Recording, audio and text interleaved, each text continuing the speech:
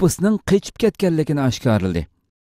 1 aprel ijtimoiy uchur vositalarida Sharq Turkistonning Eli Qozoq Avtonom oblasti Qo'rg'os yer o'zlashtirish rayoni JX idorasi tarafidan Fayzulla Utuq ismli mahbusga chiqarilgan bir parcha tutish buyrug'i Xitoy tarafidan atalmış tarbiyalash lageriga qamalib, doktorxonada davolanish jarayonida qochib ketganligini oshkorladi.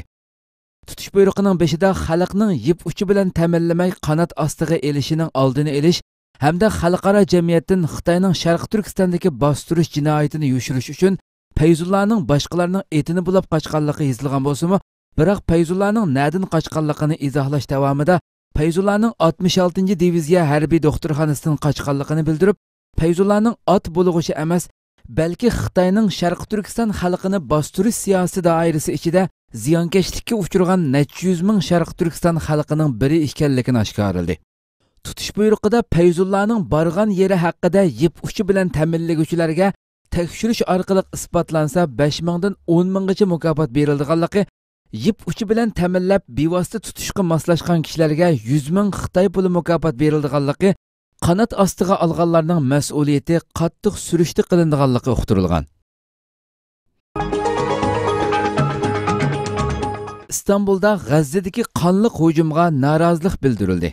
1 aprel Qrim agentligi bergan xabarda bildirilishicha, Anatoliya yoshlar jamiyati İstanbul sho'basi tarafidan Isroiliyaning Levantda turishliq konsulxonasi oldida namoyish o'tkazildi. Namoyishda Isroiliyaning G'azzada qonli vaqa paydo qilganligiga qarshi bayonot e'lon qilinib, islom davlatlarining Isroiliyaga norozilik bildirmaganligi eskartildi. Qo'llarida Isroiliyaga qarshi shuarlar yozilgan taxtalarni ko'tarib olgan namoyishchilar Isroiliyaga qarshi shuarlarni to'ladi. Namoyishning oxirida G'azzadagi mazlumlarga atab duolar qilindi. Yana bir tarafdan xalqaro musulmon olimlar birlashmasi yozim bayonot e'lon qilib, Isroiliyaning Falastinda o'tkazgan jinoyatlarini qattiq ayblaydiganligini, dunyodagi barliq davlat xalqlarining maydonlarga va Isroiliya elchixonalari bilan konsulxonalari oldiga to'plashib, Falastinni qo'llab namoyish o'tkazishi kerakligini, Falastinlik panohlanuvchilarning 1948-yili qo'g'lab chiqarilgan zaminlariga qaytish talabining qonunliq talab ekanligini hamda taslim bo'lish yo'liga bo'libmi atalmish mushu asrning katta kelishimiga tayyorlik qilayotgan Isroiliyaning barg'ancha qo'rshovni kuchaytirib, Yahudi o'ltiraq rayon qurilishlarini ko'paytirishga boshlashi Falastinliklarning yurtlariga qaytish haq-huquqini unutildirolmaydiganligini ta'kidladi. Kataloniyaning sobiq prezidenti xalqni kurashni davomlashtirishga chaqirdi. Germaniyada tutib turilayotgan Kataloniya avtonom rayonining sobiq prezidenti Carles Puigdemont qo'llovchilarini ko'rishini davomlashtirishga chaqirdi.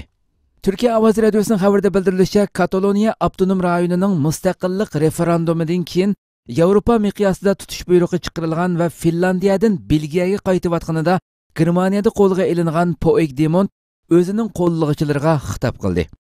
U tutilib turayotgan turmaga ziyoratga kelgan so'l qanotdagi Die Linke partiyasining parlament a'zosi Deyser Dehem orqali ovoz qoldirib, Ispaniyaning barg'ansiri hokim mutlaqlik yo'liga qarab mengayotganligini eskartdi va qo'llovchilarini ko'rishini davomlashtirishga chaqirdi. U mundaq dedi: "Ko'rishimizni davomlashtirishimiz kerakligini aytmoqchiman. Mangan yo'limizda ilgirlashimiz lozim. BDT e'tirof qilgan haq-huquqlarimizni qo'g'dishimiz lozim. O'zimizning kelajagimiz to'g'risida butunlay qaror chiqarish huquqimiz bor. Barg'ansiri hokim mutlaqlashayotgan va haq-huquqimizni azaytayotgan davlat Ispaniyaga qarshi ko'rishimizni to'xtata olmaymiz. O'tmishdagiga o'xshash zo'ravonlik qilmasdan madaniy bir shaklda ko'rishimizni davomlashtiraylik." Katalonlar mushunda qiladi. Puigdemont Ispaniyada isyon chiqarish va isyon chiqarishga rag'batlantirish jinoyati bilan tutish buyrug'i chiqarilgan bo'lib, tutilib sud bo'yicha bir taraf qilinsa 30 yilgacha qamoq jazosi berilishi mumkin. Germaniya adliya tarmoqlarining Puigdemontni Ispaniyaga qaytarib berishga 2 oy muhlati bor. Kashmirdagi to'qinishlarda o'lganlarning soni 20 ga yetdi. Hindistonning kontrolligi ostidagi Jammu Kashmir rayonidagi mustaqillik tarafdori qarshilik ko'rsatuvchilari bilan xavfsizlik kuchlari orasida yuz bergan to'qinishda hayotidan ayrilganlar soni 20 ga yetdi. Turkiya ovoz radiosi xabarida bildirilishicha, Hindiston askarlari yarim kecha bo'lganda qarshilik ko'rsatuvchilarining Shopian va Anantnag bozorlariga qarashliq 2 yeziga yushirinib olganligi to'g'risida uchur topshirib olib, zarb berish harakati elib bordi.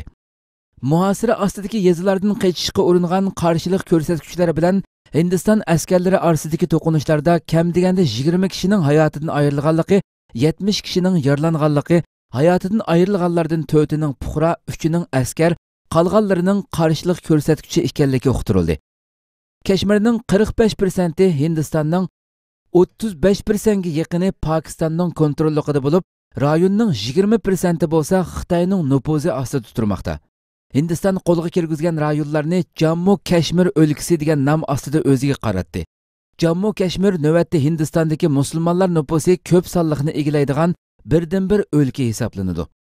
Pokiston bo'lsa o'z kontrolligi ostidagi Kashmirni Ozod Kashmir va Gilgit-Baltiston deb atab, har ikkisiga avtonom rayon salohiyati bergan. Amerika Afg'onistonga yana askar avatdi. Amerika Mudofaa Ministrligi Pentagon Afg'onistonga yana askar avatganligini uqtirdi. Turkiya ovoz radiosining xabarida bildirilishicha, Amerika Mudofaa Ministrligi Pentagon Afg'onistonga taxminan 1000 askar avatganligini uqtirdi.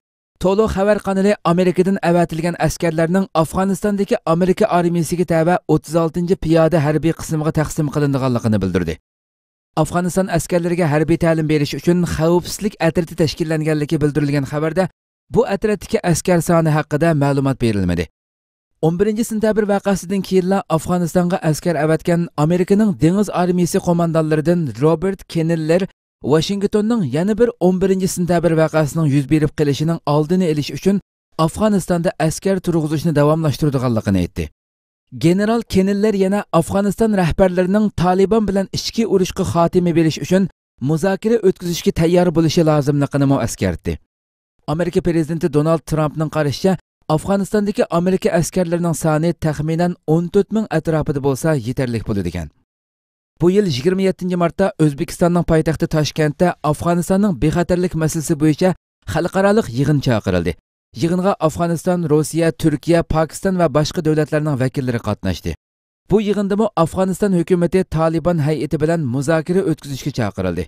Taliban Afg'onistondagi chet el askarlari chekinib chiqqanda ondan Afg'oniston hukumati bilan tinchlik muzokaralari o'tkazganligini bildirib kelmoqda.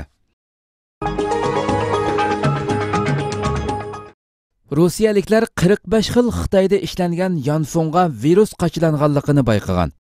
Erkin Osiyo radiosi Rossiya xabarlar agentligidan naql qilib, Rossiyadagi kompyuter viruslariga qarshi programma mutaxassislari Rossiyaga kirgizilgan Xitoyda ishlab chiqarilgan Android sistemasidagi 45 xil arzon yanfonlarga kompyuter viruslari qachilanganligini bayqagan.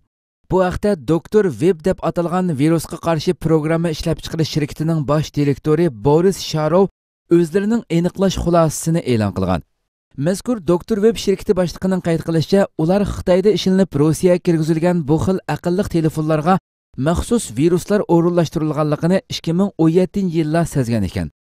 Uning aytishicha, mazkur viruslar yanfunni ishlatuvchining shaxsiy maxfiy uchurlarini echishda foydalanish va boshqa josuslik alohidliklariga ega ekan. Bulardan boshqa buningdan ilgari Rossiya matbuotlarida Xitoyda ishlanib Rossiyaga kirgizilgan dazmol qatorliqlarga maxfiy uchur egallash uskunasi o'rinlashtirilganligiga oid xabarlar keng tarqalgan edi. Ma'lumki, o'tgan yil Rossiya hukumati Xitoyning WeChat, ya'ni undidor texnikasi va aloqa sistemasini Rossiyada ishlatishni cheklagan edi.